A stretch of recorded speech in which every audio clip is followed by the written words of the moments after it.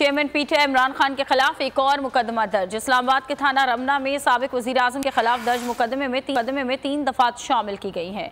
मुकदमे में अस्करी सराहन के खिलाफ बात करने के इल्जामात आयद किए गए। इमरान खान का सख्त रद्द-ए-अमल सामने आ गया। ट्विटर पर लिखा कि मेरे खिलाफ बगावत के मुकदमा दर्ज किया गया।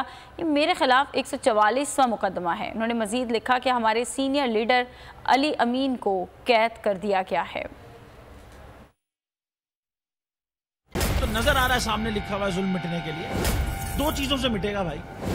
एक, अदल की कुर्सी पे जो लोग बैठते हैं ना, वो अदल के हिसाब से फैसले करने लगे। दूसरा, कौम निकल खड़ी हो जुल्म के खिलाफ, तो जुल्म खत्म हो जाएगा। या इन दोनों में से कोई एक चीज हो जाए या दोनों हो जाए। अगर 420 का मुकदमा था, उस वक्त अदलिया में जो लोग बैठे हुए केस देख रहे थे, वो पूछते ना यार चीट हुआ कौन है। जब उनको दिखता कोई चीट नहीं हुआ, केस खत्म कर देते। तो जालिम जुल्म कर ही नहीं पाता। 9 जजेस ने नोट बिफोर किया मेरे केस को यार, 1.5 साल चला। शख्सी जमानत का केस, सेम केस इस्लामाबाद में कर दिया। एक ही इल्जाम पे 2 केस हो नहीं सकते भाई। मतलब 60 दिन का वक्त होता है। 102 दिन के बाद मैं जीत गया, केस बरी हो गया।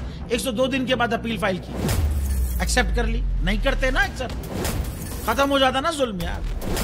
भरी अदालत में मुझे बरी कर दिया, फिर पता नहीं क्या हुआ 2.5 घंटे बाद का नोट बिफोर।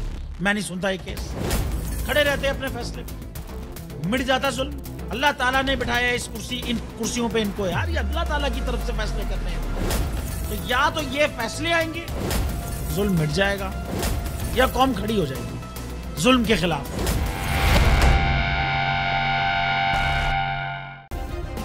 सब्सक्राइब करें और बेल दबाएं ताकि कोई खबर रह न जाए।